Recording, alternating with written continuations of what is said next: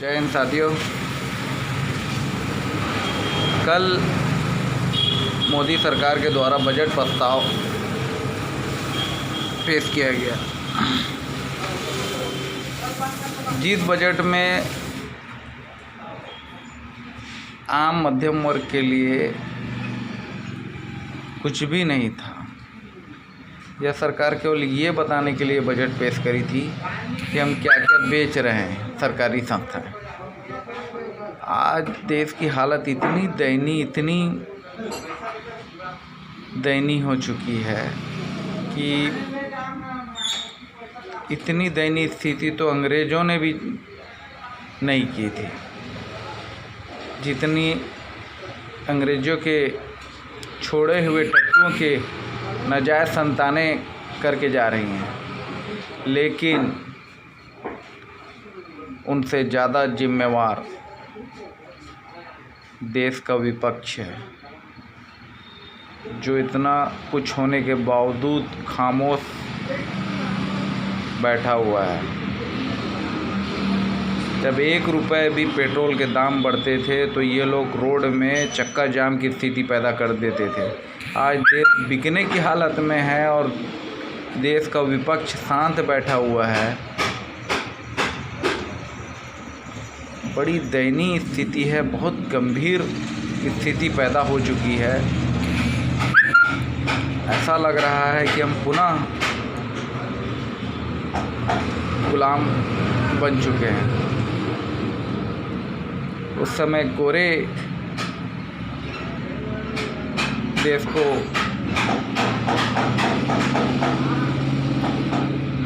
अपने अधीन में लिए हुए थे, आज ये काले अधीन में ले लिए।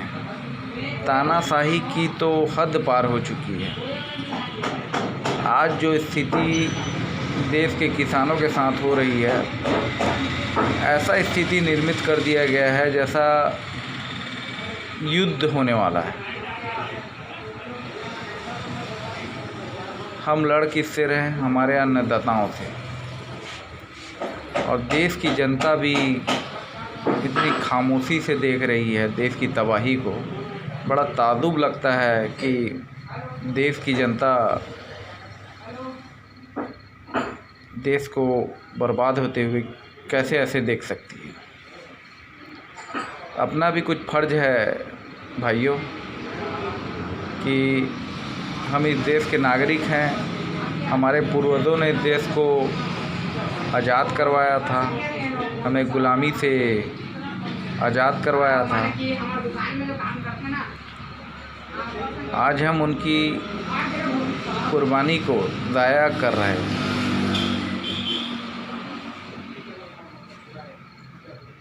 देश पे कुर्बान होने वाले लोग हिंदू, मुस्लिम, सिख, ईसाई पे नहीं, देश के लिए लड़े थे। उन्होंने कभी नहीं सोचा था कि देश की इतनी दयनीय स्थिति हो। जिस देश को वो गुलिस्तान बनाकर छोड़ कर गए थे, उस गुलिस्तान को बर्बाद कर रहे हैं हमारे ही लोग। और मैं कहता हूँ, जुल्म करने वाला सब बड़ा जुल्म सहने वाला होता है। वे जुल्म कर रहे हैं वहाँ तक तो ठीक है, लेकिन हम भी उतने ही भागीदार हैं उसके जितना हम जुल्म को सह रहे हैं। देश आज 2 भागों में बढ़ता दिख रहा है दोस्तों। देश की बहुत ही दयनीय स्थिति है। हम आगामी दिनों और कितने बुरे स्थितियों से गुजरेंगे, ये सोच पाना मुश्किल है।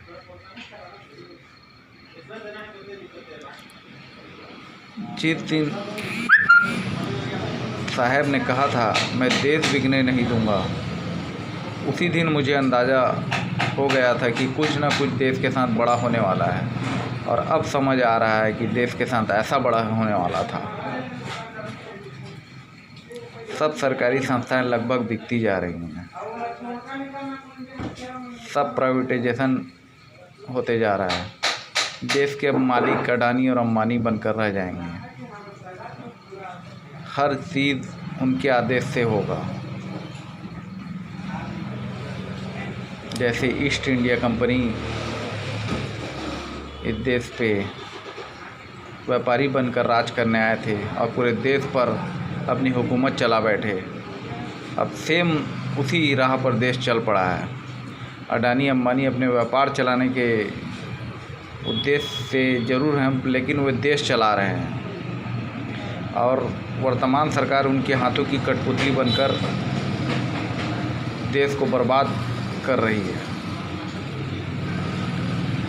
भाइयों, पुनः हमारे वीर शहीदों को याद करते हुए पुनः एक बार देश की आज़ादी को पुनः लड़ना पड़ेगा। देश पुनः गुलाम बन चुका है, इसे समझने की ज़रूरत है।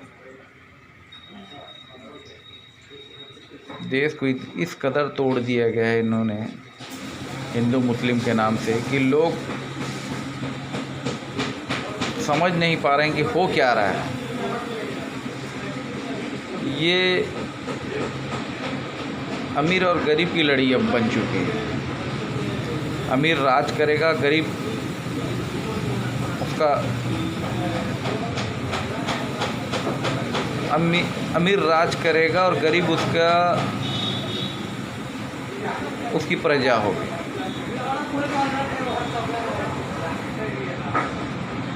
पुनः देश परतंत्रता की ओर बढ़ चुका है। आज हमारे किसान भाई रोड में जो लड़ाई लड़ रहे हैं, इससे समझने की ज़रूरत है कि आगामी दिनों यदि इस किसान आंदोलन को कुचल दिया गया तो समझ जाइए कि आगामी दिनों आम जनता को भी सब तरीके से कुचला जाएगा। अभी भी मौका है, हम इस तानाशाही के खिलाफ़ एकजुट होकर